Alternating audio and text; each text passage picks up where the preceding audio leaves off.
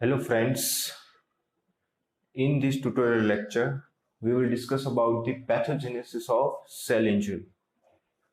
Pathogenesis का मतलब क्या होता है? पैथोजेनेसिस का मतलब होगा हाउ इट इज अकर, ये सेल इंजरी होता कैसे है। तो इसमें जो इटियोलॉजी वाले पार्ट का जो वीडियो है उसमें मैंने बोला था कि सेल इंजरी होने का एक रीजन है हाइपोक्सिया एंड इस्केमिया। अभी इस्केमिया क्या है? इस्केमिया में क्या होगा कि lesser blood flow to the organ और द टिश्यू, उसको हम क्या बोलेंगे? इस्केमिया बोलेंगे। अगर ऑर्गन या टिश्यू को लेसर ब्लड फ्लो मिल रहा है तो मैं ये भी बोल सकता हूं कि ऑर्गन को ऑक्सीजन एंड ग्लूकोज कैसा मिलेगा? वो कम मिलेगा। और अगर ऑर्गन को ऑक्सीजन कम मिल रहा है तो मैं उस कंडीशन को क्या बोलता हूं? हाइपोक्सिया बोलता हूं।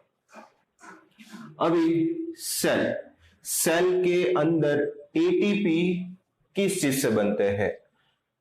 आगे आप बायोकेमिस्ट्री में आप पढ़ेंगे कि ग्लूकोज है, ग्लूकोज का जो ग्लाइकोलाइसिस होता है, ग्लाइकोलाइसिस के कारण क्या होगा?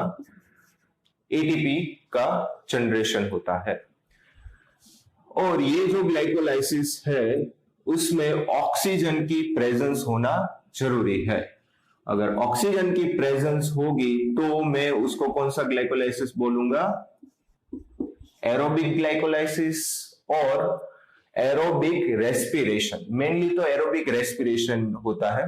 तो एरोबिक रेस्पिरेशन के कारण क्या होता है? एटीपी का जनरेशन होता है। Usually maximum generation of ATP in aerobic respiration is 38 ATP. Aerobic in the presence of oxygen we can get the 38 ATP, but ऐसा नहीं होता है। यूजुअली 30 के आजू बाजू हमें क्या मिलते हैं? एटीपी मिलते हैं। अभी देखो, अभी इस्केमिया में क्या हुआ कि ऑक्सीजन भी कम हो गया और ग्लूकोज भी कम हो गया। ऑक्सीजन कम होने के कारण क्या होगा? ये जो एरोबिक ग्लाइकोलाइसिस है वो क्या हो जाएगा? स्टॉप हो जाएगा। एरोबिक ग्लाइकोलाइसिस स्टॉप होने के कारण क्या होगा? हमारा जो सेल है it is shift to the anaerobic glycolysis और एनारोबिक रेस्पिरेशन। और एनारोबिक रेस्पिरेशन में हमें कितने एटीपी मिलते हैं? We can get only 2 ATPs. पहले हमें एरोबिक रेस्पिरेशन में कितने मिलते थे? 30 एटीपीज मिलते थे, बट एनारोबिक रेस्पिरेशन में कितने मिलेंगे? 2 एटीपीज मिलेंगे, और जिसके कारण decrease of generation of the cellular ATP हो जाएगा। Next one is lactic acidosis. अभी देखो, एनारोबिक रेस्पिरेशन होता है, उसके कौन कौन से डिसएडवांटेज है? एक तो पहला तो डिसएडवांटेज मैंने बोला कि उसमें क्या होता है कि 30 से सीधा कितने एटीपी का जनरेशन हो जाएगा? 2 एटीपी का क्या हो जाएगा? जनरेशन हो जाएगा। दूसरा डिसएडवांटेज क्या होता है? जब भी एनारोबिक रेस्पिरेशन होता है तब एक सब्सटेंस बनता है, उसको हम बोलते हैं लैक्टिक एसिड। लैक्टिक एसिड का फॉर्मेशन एनारोबिक रेस्पिरेशन में होता है। और ये जो पूरी की पूरी प्रोसेस है, पूरी की पूरी प्रोसेस कहां होती है? सेल के अंदर होती है, जिसकी वजह से इंट्रासेल्यूलर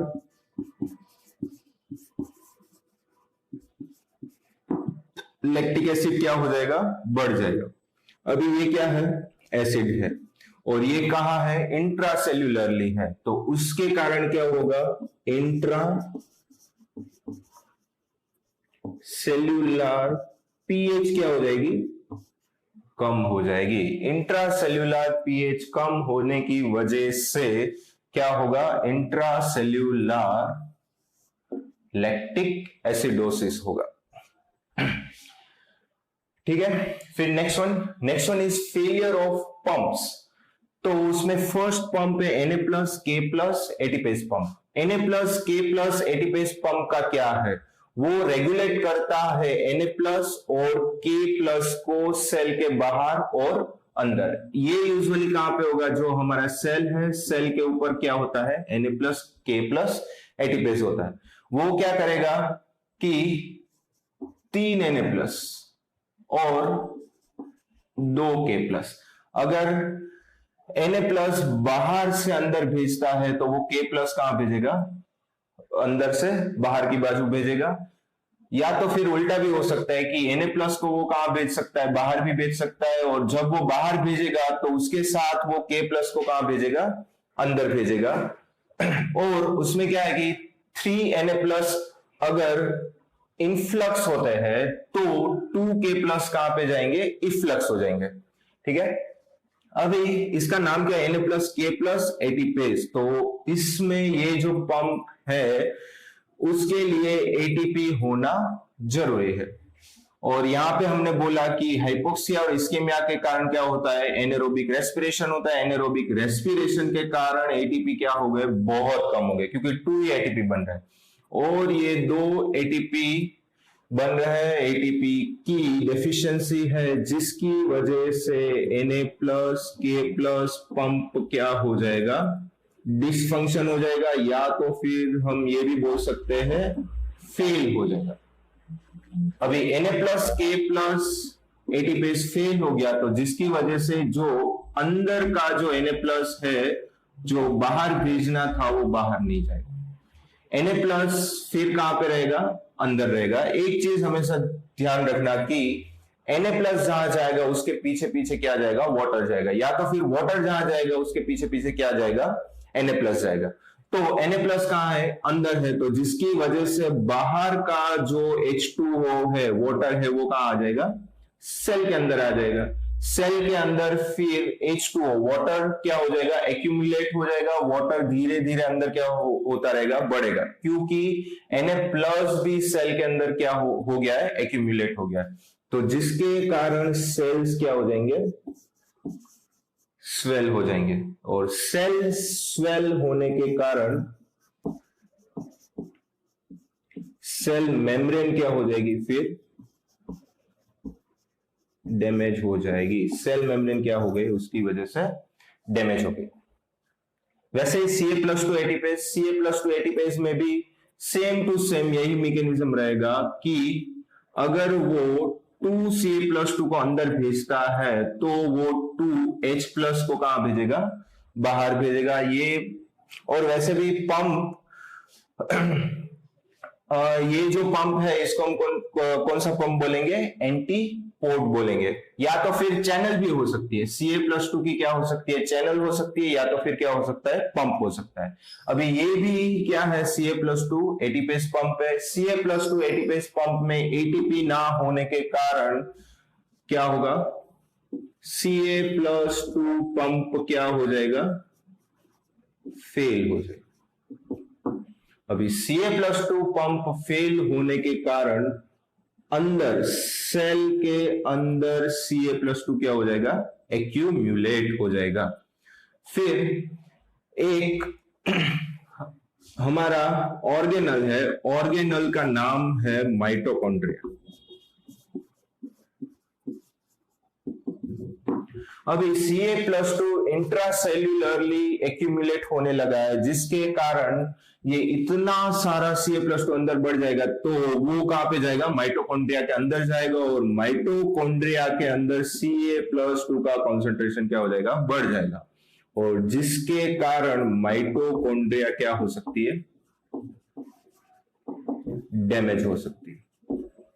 माइटोकॉन्ड्रिया क्या हो जाएगी, डैमेज हो जाएगी। Next one is reduce protein synthesis. अभी देखो मैंने यहां पे बोला कि सेल क्या हो जाता है, स्वेल हो जाता है, और उसकी वजह से सेल मेम्ब्रेन क्या हो जाएगी, डैमेज हो जाएगी। सेल मेम्ब्रेन जो है, जो सेल के बाहर की मेम्ब्रेन है, वो क्या हो जाएगी, डैमेज हो जाएगी। और सिर्फ सेल मेम्ब्रेन के ऊपर ही उसकी असर नहीं आएगी, उसकी जो असर है दूसरी, उसकी असर आएगी RER के ऊपर। RER का फुल फॉर्म क्या होगा? Rough endoplasmic reticulum. और उसको हम रफ एंडोप्लाज्मिक रेटिकुलम क्यों बोलते हैं? क्योंकि वो एंडोप्लाज्मिक रेटिकुलम के ऊपर क्या होता है? राइबोसोम्स होते हैं। सो ये जो स्वेल्स हो गया, मेम्ब्रेन डैमेज हो गई, तो उसके कारण RER भी क्या हो जाएगी? डैमेज हो जाएगी। RER डैमेज हो जाएगी तो जिसके कारण राइबोसोम्स RER से क्या हो जाएंगे? डी अटैच हो जाएंगे और वो फिर RER के साथ नहीं रह पाएंगे। और राइबोसोम का फंक्शंस क्या है? To protein